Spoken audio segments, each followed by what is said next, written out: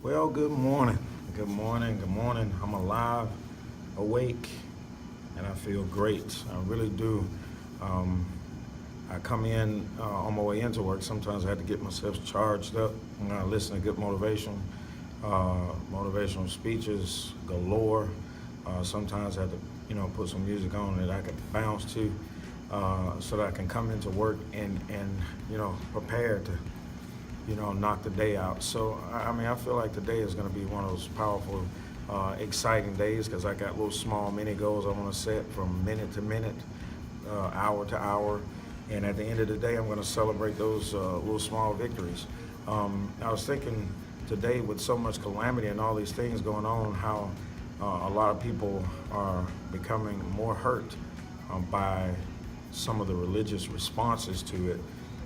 And I would say to you, I listened to a song by P.J. Morton, and he talks about, I think it's called Religion or something to that extent.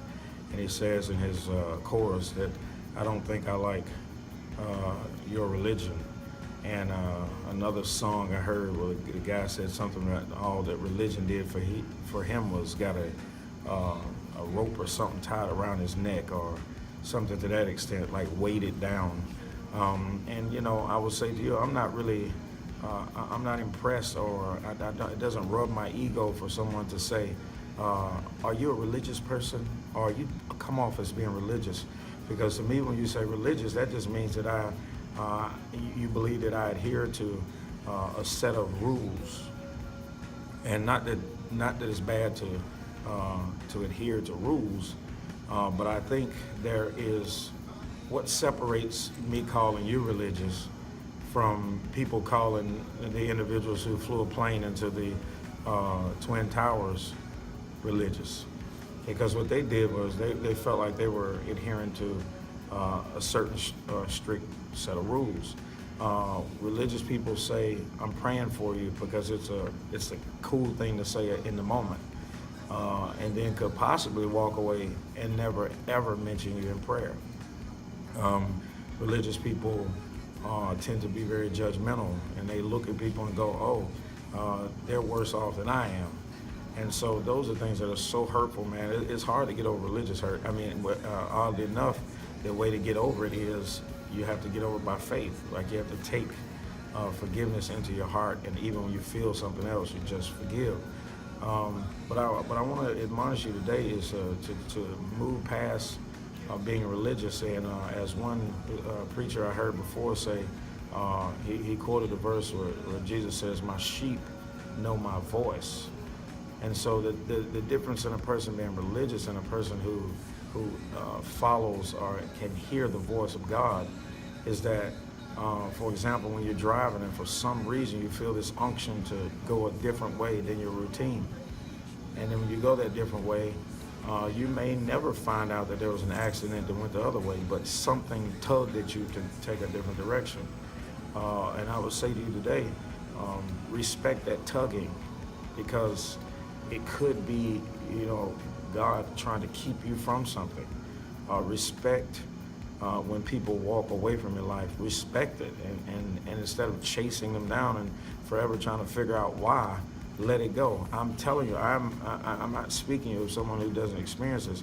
I've had friends I never could explain why, what happened over the years, and reach out to them, and we chatted up a little bit, and then it just never, it's not that same fire that you guys had, bouncing off each other.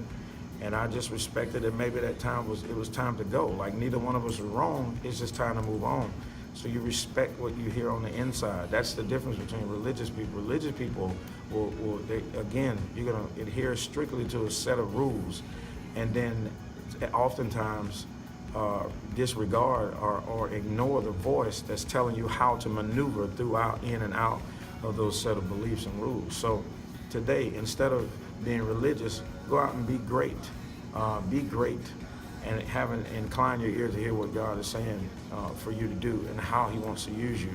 I know some people, when they hear of, I know I'm pretty tough on panhandlers at times, because I just think with the energy that some of them take, standing on corners with a sign that says, we'll do such and such for food, I feel like you could go and do like a gentleman did to me one day. He I was cutting grass at the church, and he walked up and he insisted on cutting the grass. Now, at the end of the day, I made him move along because I wanted it to look a certain way, and he was just looking to rush through the yard. I was trying to make it look beautiful.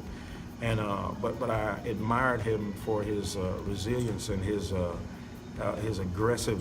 It was like an attack at his struggle, what he was going through. He had a need, and he went out, trying to meet it.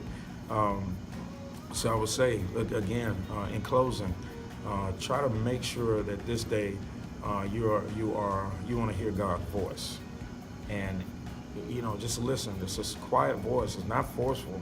It's not one that aggressively tells you to go, but you'll hear it. You just listen.